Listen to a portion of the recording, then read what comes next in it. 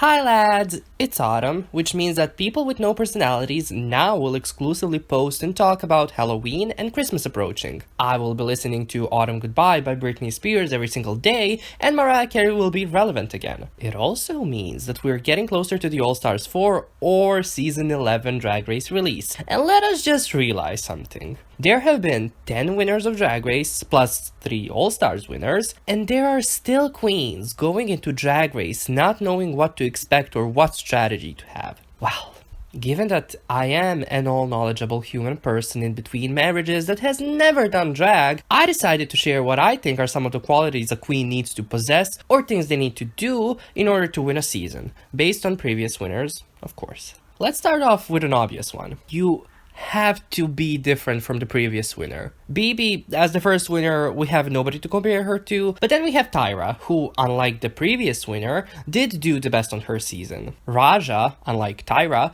knew RuPaul and Tyra Banks. Sharon, unlike Raja, actually had talent and beat her competition in every single aspect on her season. Jinx, unlike Sharon, was an underdog till the very end, while Sharon was only like the first couple of episodes in her season. Bianca, unlike Jinx, wasn't a performer and she put comedy in the forefront of her drag. Violet, unlike Bianca, was a fashion queen who also didn't give a fuck about more traditional ways of doing drag. Bob, unlike Violet, but just like Bianca, was a comedy queen first and foremost. Sasha, unlike Bob, loves telling stories with her looks, and every look she does is highly conceptual and well thought out, not to mention well executed. And Aquaria, unlike Sasha, is a younger queen who does drag because she has fun in it and she loves to look beautiful. So whoever is gonna win season 11 has to be different from Aquaria. For example, since Aquaria is a jack of all trades, the next winner will be a master of one. And just remember, jack of all trades is a master of none,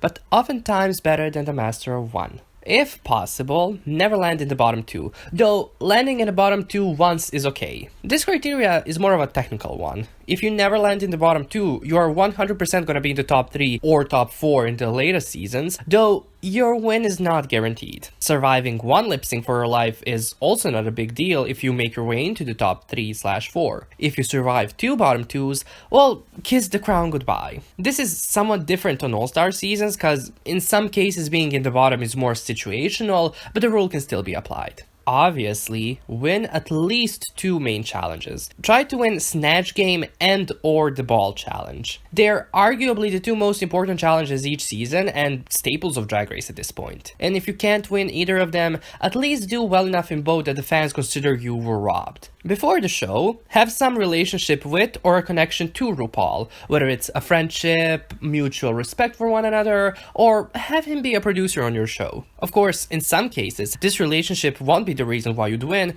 but it's a nice little touch. Do not be dumb. If Michelle tells you not to wear a gray wig at least once, then wear a differently colored wig the exact next episode, and then go back to whatever you were doing prior. Also, on that same note, do not experiment on the runway when you know you've done poorly in the main challenge. Step your pussy up on the runway when you've done badly. Maybe it will help you not land at the bottom 2. Am I right, Aquaria? Let's go back to Snatch Game. By now, you already know that you can't do characters that are copyrighted. You can maybe do what Bob did and do Uzo Aduba, but as her character from Orange is the New Black. You also can do more controversial figures. Controversial because they themselves are controversial, like when Miss Cracker wanted to do Tommy Laryngitis?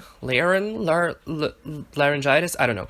Or you doing them would be controversial, a la Trixie wanting to do Anne Frank, which honestly I wish she did her on All Stars. Choose someone with a personality and nobody with gimmicks. Of course, you can always play up a certain part of somebody's personality and do well, but and not to sound like Ru, you have to be funny. So, if you can't come up with your own jokes, look up person you wanna do, SNL, and you'll probably find people impersonating them. For example, Alaska borrowed 2 SNL jokes, which led to her wins. Firstly, the Lil Pound Cake doll joke, though she definitely made it funnier. And then for her Mae West, her mannerisms were a lot like the parody character Lulu Diamonds from SNL that was played by Melissa McCarthy, though she didn't do anything wrong there, given that Lulu Diamonds is a parody of Mae West, as I've already said. If you want to win Snatch Game, don't do another drag queen. Don't do Beyonce. This isn't something a person can control, but don't be a fan favorite. It will usually not work out well for you. To expand this a bit, if you're on a regular season and people almost unanimously think you're gonna win,